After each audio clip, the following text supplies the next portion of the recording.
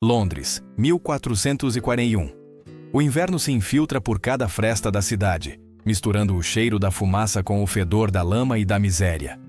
O murmúrio do mercado se transforma em um clamor quando um grupo de soldados empurra uma mulher acorrentada pelas ruas. Seu vestido de seda está em farrapos, o rosto manchado de lama e sangue. É Eleanor Cobb, duquesa de Gloucester, acusada de bruxaria e traição. Ela não foi julgada, mas o veredito já está dado nos olhos do povo que atira pedras e grita sua condenação. A prisão não é um ato legal, é um ritual público. Arrastá-la ao amanhecer, obrigá-la a andar descalça e anunciar seus supostos crimes não são meras formalidades. Fazem parte de um teatro de poder. A justiça medieval não buscava imparcialidade, buscava obediência. Cada lágrima, cada humilhação, cada gargalhada da multidão era uma lição para todas as mulheres que observavam das janelas. Nenhuma está a salvo, nem mesmo uma duquesa. Eleanor havia vivido rodeada de privilégios. Suas palavras eram ouvidas na corte, suas decisões tinham peso no reino. Mas agora, com os pés afundados na lama, ela entende o que nunca quis admitir. Seu nome não a salvará. Ela tropeça e os soldados não a ajudam. Eles a empurram com mais força. O público não vê uma mulher. Vê um exemplo, um aviso. E cada insulto é mais um tijolo no muro de medo que mantém a sociedade em silêncio. As crianças riem sem entender. Os homens cospem com fúria. As mulheres observam em silêncio e baixam o olhar. Alguns sentem compaixão, outros alívio, mas todos compreendem a mensagem. Eleanor também a compreende. Este passeio não é o fim. É apenas o começo de uma jornada rumo à escuridão. Uma descida a um mundo onde a dignidade, a vontade e a alma serão arrancadas uma a uma. Em frente à porta enegrecida da Torre de Londres, o arauto grita seus supostos pecados. As correntes rangem quando o portão se abre. Lá dentro, a esperam o despojo, a humilhação, a vigilância e a dor. Do lado de fora, a multidão se dispersa satisfeita, convencida de ter presenciado justiça. Lá dentro, Eleanor cruza o limiar para um mundo projetado não para punir seus atos, mas para aniquilar sua essência. Quando a porta se fecha com um estrondo metálico, o barulho ecoa como um presságio. A noite mais longa de sua vida acaba de começar. O processo de prisão de uma mulher na Idade Média não era simplesmente um ato judicial. Era um ritual projetado para destruí-la desde o primeiro contato com o poder.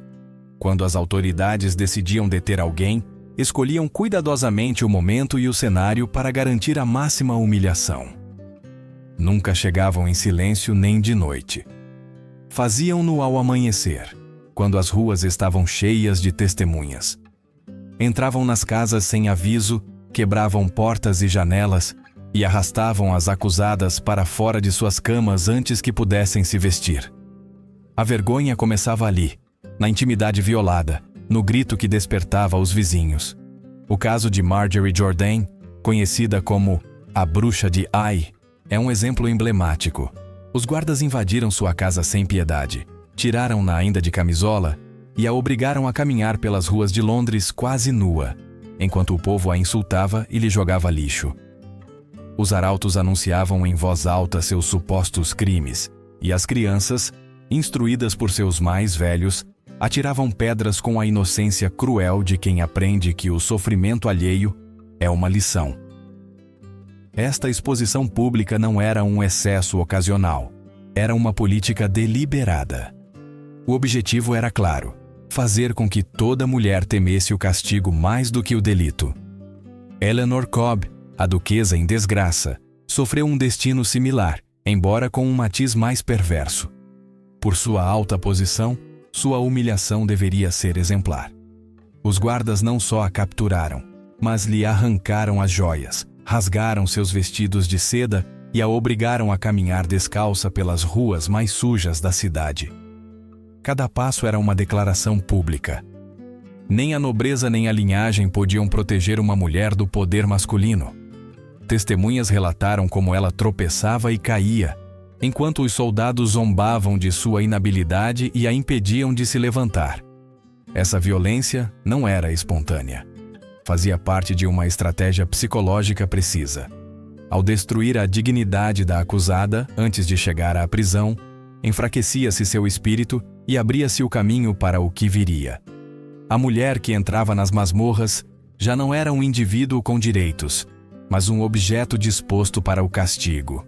A lei, além disso, favorecia essa crueldade.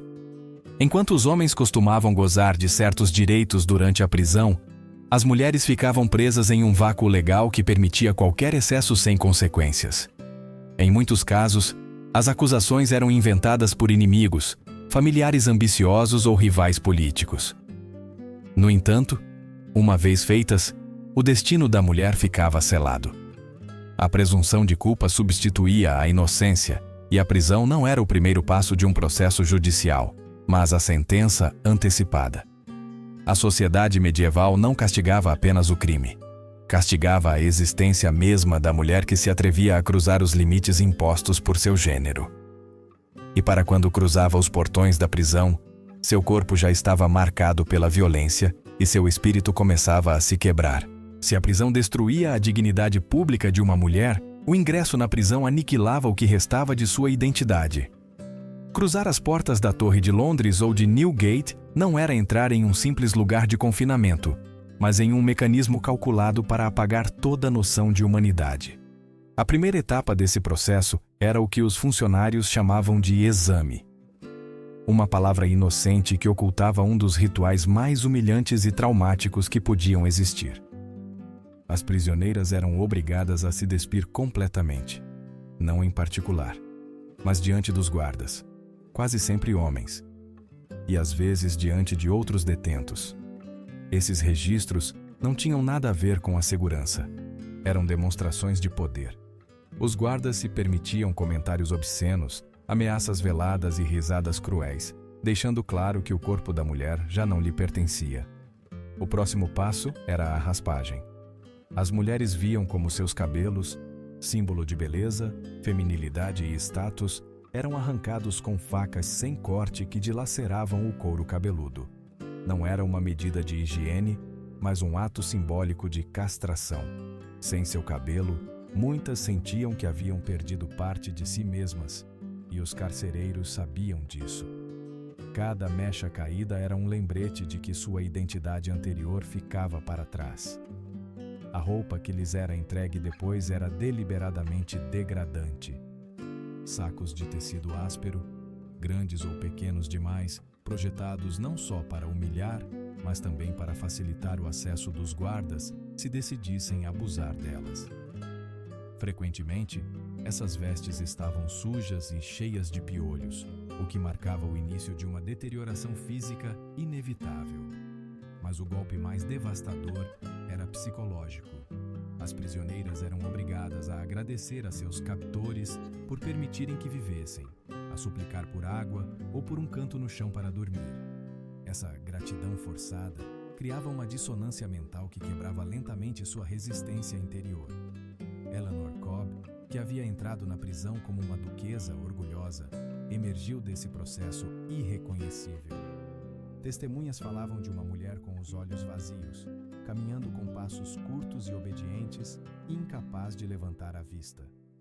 O ingresso não só a havia despojado de suas joias e seu status, mas também de sua vontade. Cada passo no processo foi projetado para fazê-la entender que não tinha controle algum sobre seu destino. Nesse mundo fechado e sem luz, o corpo feminino se convertia em propriedade do Estado, e a alma era um luxo que poucas conseguiam conservar.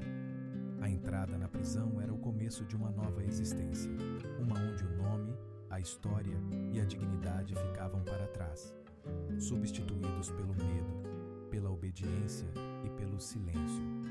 A partir daquele momento, cada dia seria uma batalha não pela liberdade, mas para conservar a sanidade em meio ao horror. As prisões medievais não foram projetadas unicamente para aprisionar. Foram construídas como instrumentos de tortura silenciosa, como armas psicológicas que atacavam o espírito muito antes que o corpo.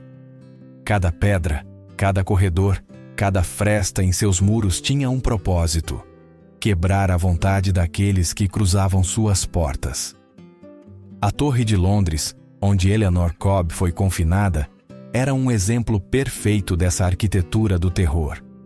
Seus muros de pedra, grossos e imponentes, não serviam apenas como defesa contra inimigos externos. Sua verdadeira função era esmagar a esperança daqueles que ficavam dentro.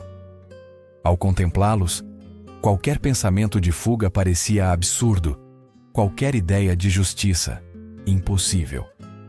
As mulheres eram confinadas nas zonas mais baixas do edifício, frequentemente abaixo do nível do solo.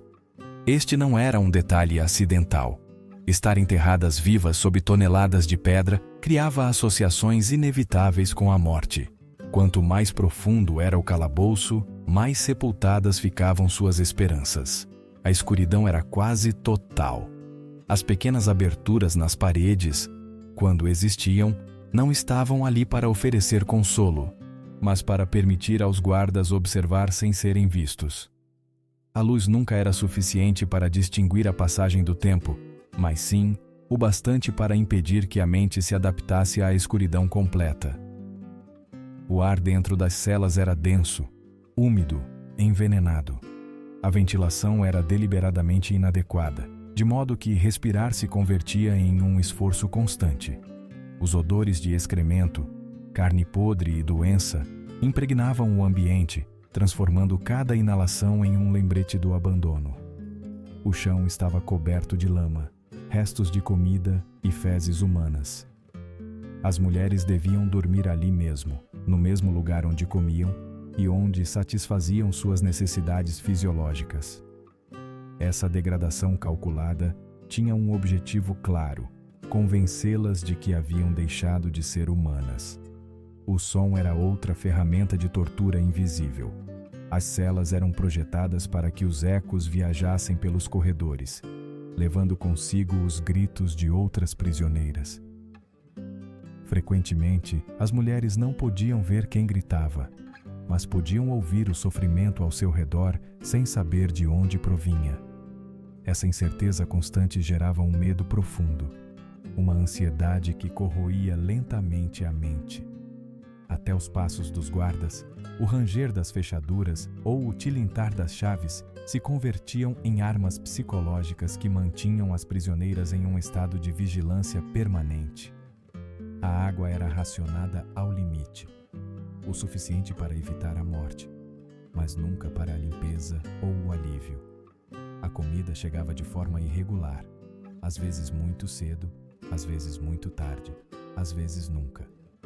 Essa imprevisibilidade impossibilitava que as prisioneiras encontrassem consolo sequer em suas necessidades básicas. O frio do inverno as fazia tremer até o delírio, enquanto o calor do verão as asfixiava lentamente. Cada elemento da arquitetura foi pensado para um propósito: reduzir as mulheres às sombras, apagar qualquer vestígio de resistência e converter a prisão em uma tumba em vida. Ali, sob a pedra, o tempo deixava de existir e a esperança se convertia em uma lembrança distante. Se a arquitetura era um instrumento de tortura silenciosa, a vida cotidiana dentro daquelas prisões era uma descida interminável ao inferno. O que nos registros oficiais se descrevia como alojamento não era mais do que uma forma lenta e deliberada de destruição. Nas entranhas de Newgate, as mulheres eram confinadas em porões que originalmente haviam servido para armazenar grãos e vinho. Sem janelas, sem ventilação e sem esgotos, aquelas câmaras se convertiam em armadilhas mortais. Em um espaço de apenas 4 metros de comprimento por 2 de largura, podiam se amontoar até 20 prisioneiras. Não havia lugar para todas se deitarem ao mesmo tempo. Deviam dormir por turnos, umas no chão coberto de excrementos, outras de pé apoiadas nas paredes. O ar era tão denso que as recém-chegadas costumavam desmaiar ao entrar. O fedor da putrefação, os corpos em decomposição daquelas que haviam morrido sem serem retiradas e o vapor nauseabundo da urina faziam do simples ato de respirar um tormento. As doenças, tifo, disenteria, febres desconhecidas, se propagavam com facilidade, e ninguém fazia nada para detê-las. As autoridades o consideravam um método natural de controle populacional. A esse inferno se acrescentava um elemento ainda mais perverso: o contato forçado com criminosos varões. As autoridades alegavam falta de espaço, mas na realidade era uma estratégia deliberada. O resultado era um ecossistema de depredação constante. Os homens mais fortes reivindicavam as mulheres como propriedade, e os guardas não só toleravam, mas frequentemente vendiam o acesso a elas. A violência sexual não era um acidente, era parte do castigo. Quem resistia era agredida ou privada de alimento até se submeter. A comida era escassa e repugnante. O racionamento oficial prometia 1 libra de pão e 1 litro de água por dia. Mas na prática, as prisioneiras recebiam restos mofados com vermes, ou nada. A fome as impulsionava a lutar entre si pelos restos, enquanto os guardas apostavam sobre qual sobreviveria mais tempo. Esse ambiente de competição forçada destruía qualquer tentativa de solidariedade. As mulheres grávidas sofriam um destino ainda mais cruel.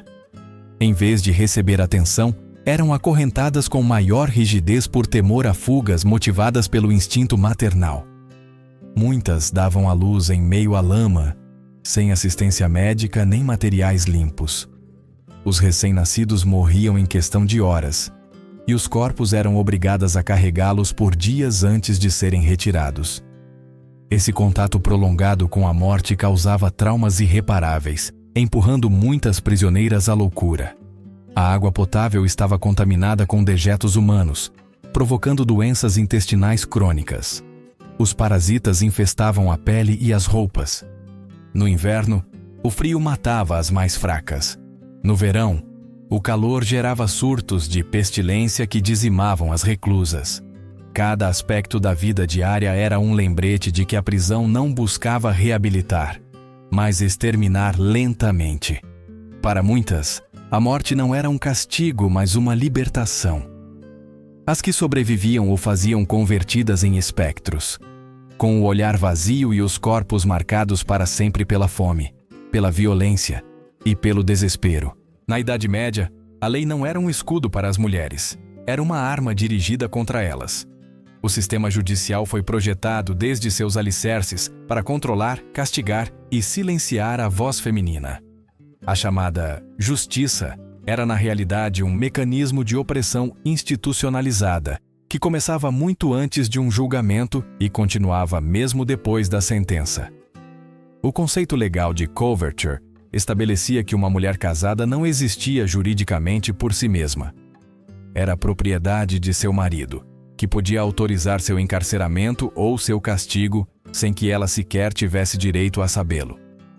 As solteiras, embora possuíssem teoricamente mais independência, careciam da proteção social que um homem oferecia, o que as convertia em presas fáceis para acusações falsas ou arbitrárias.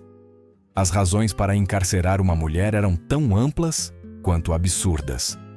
Enquanto um homem devia cometer um crime tangível para enfrentar um tribunal, uma mulher podia ser presa por adultério, por recusar-se a assistir à missa, por espalhar rumores ou simplesmente por não demonstrar obediência suficiente à autoridade masculina. Em muitos casos, as acusações se originavam em conflitos pessoais. Um vizinho rancoroso, um parente ganancioso ou um marido desejoso de se livrar de sua esposa podiam fabricar acusações com facilidade. Bastava uma denúncia anônima para que a máquina judicial fosse posta em movimento. Os padrões de prova eram profundamente desiguais. O que se requeria para condenar um homem, testemunhas, evidências, confissão voluntária, não era necessário no caso de uma mulher. Seu testemunho tinha menos valor que o de um homem, mesmo que fosse a única testemunha de sua própria defesa. Os rumores, as fofocas ou uma confissão obtida sob tortura eram suficientes para enviá-la para a cadeia ou para a forca. Essa assimetria legal convertia qualquer tentativa de defesa em um ato quase inútil. A estrutura econômica do sistema judicial agravava ainda mais sua injustiça. As mulheres enfrentavam fianças muito mais altas que os homens pelos mesmos delitos, e frequentemente não tinham acesso ao dinheiro familiar, porque a lei outorgava o controle financeiro aos homens. As que não podiam pagar permaneciam encarceradas durante meses ou anos, mesmo que o delito fosse menor. O acesso a advogados era limitado e, quando o havia, estes muitas vezes serviam aos interesses dos juízes e promotores mais do que aos de suas clientes. Os julgamentos, além disso, eram espetáculos humilhantes. As acusadas deviam permanecer de pé durante horas, não podiam falar sem permissão e eram julgadas por painéis exclusivamente masculinos. Os juízes não escondiam seus preconceitos. As mulheres eram descritas nas atas judiciais como seres fracos, mentirosos ou moralmente inferiores.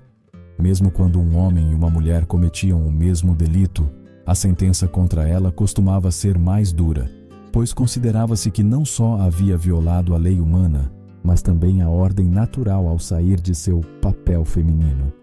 Mesmo o perdão era um privilégio masculino.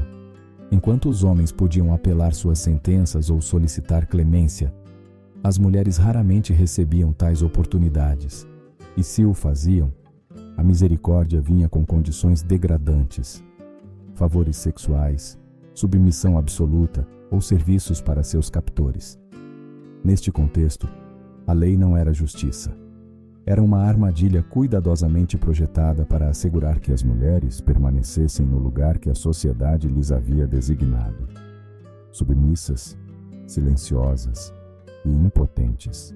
Se o encarceramento era um instrumento de controle, os castigos públicos eram um teatro do terror. Na Idade Média, a dor feminina não se escondia atrás dos muros das prisões. Convertia-se em um espetáculo aberto, uma advertência brutal que devia ser gravada na memória coletiva.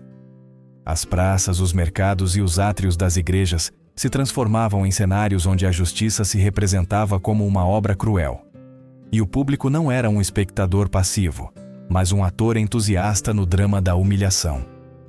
Um dos castigos mais comuns era o tronco ou a picota, adaptado especialmente para as mulheres. Enquanto os homens eram colocados com a cabeça e as mãos imobilizadas, elas eram expostas de maneira que seus corpos ficassem vulneráveis ao olhar e ao abuso do público. Os guardas rasgavam seus vestidos ou os ajeitavam de forma que partes íntimas ficassem à mostra, fomentando o escárnio coletivo. O caso de Agnes Hancock, em 1468, é paradigmático. A acusada de adultério foi colocada na praça principal de Canterbury, com o corpete rasgado e as saias levantadas. Durante 3 dias suportou insultos, cusparadas e agressões, enquanto os soldados incentivavam a multidão a castigá-la com suas próprias mãos. As flagelações públicas também eram cuidadosamente orquestradas. As mulheres eram despidas da cintura para cima e amarradas a postes em lugares movimentados. Os carrascos recebiam instruções precisas. Não deviam despí-la completamente de imediato, mas golpeá-la de forma que a roupa se rompesse pouco a pouco, prolongando o espetáculo. Os açoites não eram só castigo, eram entretenimento, um ritual sádico que misturava violência, morbidez e poder. Outro método infame era a cadeira de imersão, ou ducking stool, utilizada contra mulheres acusadas de fofoqueiras, bruxas ou simplesmente de serem desobedientes. Amarradas a uma cadeira de madeira, eram submersas repetidamente em rios ou tanques. Cada vez que emergiam, o público ria, gritava insultos e esperava a seguinte imersão. Algumas morriam afogadas, mas as autoridades classificavam essas mortes como acidentes. O medo desse castigo bastava para silenciar muitas mulheres antes mesmo de serem acusadas. A tortura psicológica também desempenhava um papel-chave. Joana d'Arc, durante seu encarceramento, foi submetida a ameaças constantes. Se recusasse a se vestir como mulher, seria estuprada por seus carcereiros. Se cedesse, trairia sua missão divina. Esse dilema foi deliberadamente projetado para quebrar seu espírito e obrigá-la a se submeter sem que um único golpe fosse necessário. A brutalidade chegava inclusive a marcar seus corpos para toda a vida. As mulheres eram marcadas com ferros em brasa nos seios ou nas coxas, mutiladas em zonas íntimas para garantir que nunca mais pudessem se casar nem ter filhos. E para aquelas que davam à luz na prisão, a crueldade não tinha limites. Seus filhos eram executados diante de seus olhos como parte do castigo. Os castigos públicos não só destruíam as vítimas, educavam o público. Cada açoite, cada imersão, cada grito tinha um propósito: lembrar a todas as mulheres o que lhes aconteceria se ousassem desafiar a ordem. Era o terror convertido em espetáculo e a dor em lição. A violência não era o único motor por trás do sistema penitenciário medieval. Sob a superfície de castigo e moralidade, batia um coração ainda mais escuro: o negócio. As mulheres encarceradas não eram vistas como pessoas, mas como recursos exploráveis, mercadorias com as quais se podia negociar e obter lucros. Seus corpos, seu trabalho, inclusive seus filhos se converteram em parte de uma economia macabra que enriquecia guardas, funcionários, nobres e clérigos. A forma mais direta de lucro era a venda de acesso sexual. Os guardas organizavam redes clandestinas em que cobravam de homens poderosos, nobres, comerciantes e até sacerdotes, pelo privilégio de visitar as prisioneiras. As mulheres mais jovens ou de classe alta, como Eleanor Cobb, tinham o preço mais alto, e aquelas que ainda eram virgens eram leiloadas como se fossem joias raras. Essa prática era tão comum que em alguns registros oficiais se contabilizavam as tarifas como parte do orçamento da prisão. O mais perverso era que as vítimas eram apresentadas como pecadoras redimidas, que ofereciam seus corpos como penitência. Mas o comércio não terminava aí. Muitas mulheres eram alugadas temporariamente para trabalhos forçados fora da prisão, trabalhos agrícolas durante as colheitas, serviço doméstico em casas abastadas ou trabalhos têxteis em oficinas vinculadas à nobreza. Nenhuma recebia compensação, e todo o dinheiro ia para os bolsos de seus captores. Os contratos descreviam com detalhes que uso podia ser feito da prisioneira, por quanto tempo e sob que condições, como se fossem animais de carga. Inclusive a maternidade era explorada. As mulheres grávidas eram retidas até o parto para vender seus filhos a famílias ricas sem descendência ou a instituições religiosas que necessitavam de serviçais. Esses bebês eram registrados como órfãos do Estado e entregues como propriedade, sem direito a conhecer jamais suas mães. Algumas prisioneiras que se recusavam a cooperar eram agredidas até perder a gravidez, após o que eram castigadas por destruir propriedade valiosa. O comércio também envolvia as famílias. Os parentes que queriam enviar comida, medicamentos ou simplesmente receber notícias de seus entes queridos tinham que pagar tarifas exorbitantes. Inclusive, as visitas eram tratadas como um privilégio com preço. Aquelas famílias que não podiam pagar viam suas filhas, irmãs ou esposas morrerem lentamente. As que podiam terminavam arruinadas completamente. Essa maquinaria econômica transformou o sofrimento em um produto rentável. Cada lágrima, cada abuso, cada nascimento era monetizado. O sistema não precisava de justiça para sobreviver, precisava de dor. E enquanto as mulheres desmoronavam na escuridão, seus corpos e sua miséria alimentavam um comércio que mantinha viva a estrutura mesma do poder medieval. Em meio ao horror, à degradação sistemática e ao sofrimento sem fim, houve mulheres que se recusaram a ser reduzidas a nada. Embora seus corpos fossem quebrados, seus espíritos resistiram. Sua rebelião nem sempre tomou a forma de gritos ou levantes visíveis. Muitas vezes foi silenciosa, escondida em pequenos gestos que, embora insignificantes em aparência, representavam atos colossais de desafio. Uma das formas mais comuns de resistência foi a compartimentalização mental. Muitas prisioneiras aprenderam a separar sua mente de seu corpo, a obedecer às ordens enquanto em seu interior conservavam um núcleo intacto de vontade e dignidade. Fingiam submissão, mas no fundo prometiam a si mesmas que seu sofrimento não seria em vão. Algumas teciam em segredo símbolos religiosos em seus trapos como lembrete de sua fé.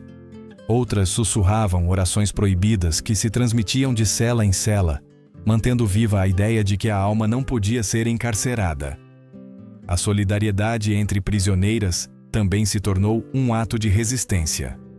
Em meio à vigilância constante, desenvolveram sistemas engenhosos de comunicação, mensagens codificadas em pedaços de pão, sinais com golpes nas paredes, canções aparentemente inocentes que escondiam advertências. Compartilhavam pedaços de comida, escondiam as mais fracas dos guardas mais cruéis e cuidavam das enfermas mesmo sabendo que podiam ser castigadas por isso. Essa rede de apoio não só aumentava suas chances de sobrevivência, mas mantinha viva sua humanidade. Algumas recorreram a formas mais ativas de desafio. Sabotaram o trabalho forçado quebrando ferramentas ou estragando a produção. Esconderam objetos, destruíram registros ou vazaram informações através de visitantes.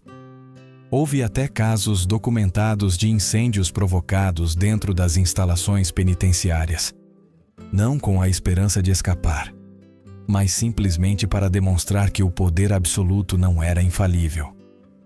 A memória também foi uma arma poderosa. Muitas prisioneiras repetiram repetidamente em suas mentes os nomes de seus filhos, de seus povoados, dos dias antes do encarceramento, recusando-se a deixar que a prisão apagasse sua história. Algumas conseguiram escrever relatos clandestinos sobre as atrocidades que sofriam, escondendo-os em frestas das paredes, com a esperança de que algum dia fossem encontrados. Essas pequenas rebeliões raramente mudavam seu destino imediato, mas conseguiram algo mais profundo: preservar sua humanidade.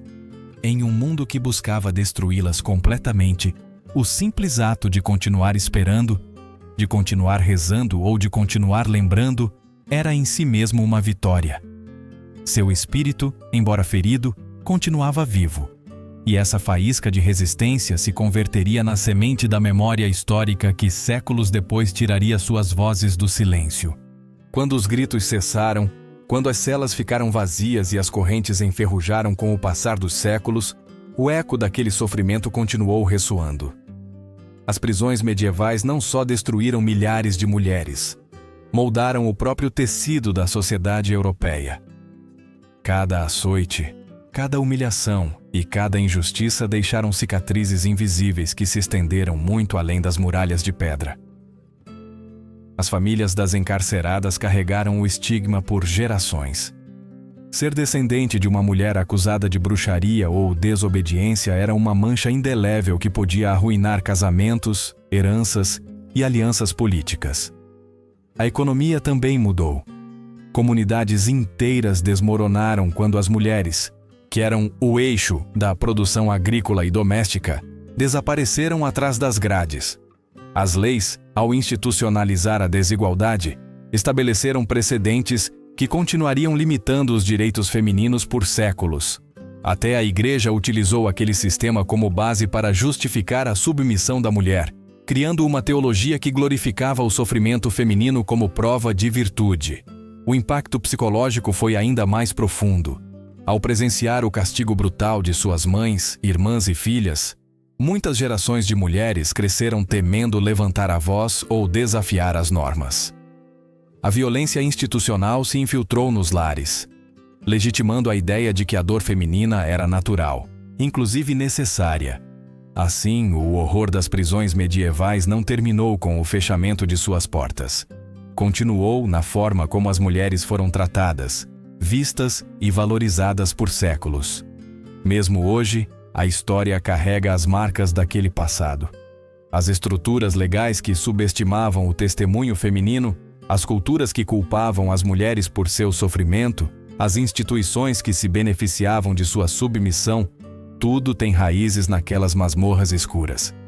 A memória das que sofreram foi em grande parte apagada por cronistas que preferiram proteger o prestígio de reis, juízes e sacerdotes antes que registrar a verdade. E, no entanto, suas vozes continuam ali, ocultas em arquivos esquecidos, nos restos arqueológicos, nas histórias transmitidas em sussurros. Recordar essas histórias não é um exercício de morbidez, mas um ato de justiça. cada mulher que foi humilhada, estuprada, assassinada ou silenciada merece ser lembrada não como vítima anônima, mas como símbolo de resistência frente a um sistema que tentou apagá-las. Seu sofrimento nos obriga a olhar com olhos críticos o presente e a nos perguntar o quanto daquele mundo continuamos perpetuando hoje.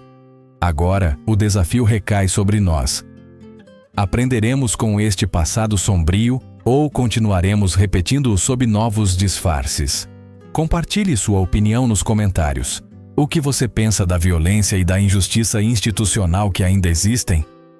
Você acredita que a humanidade mudou o suficiente ou continuamos presos nas sombras de nossa história?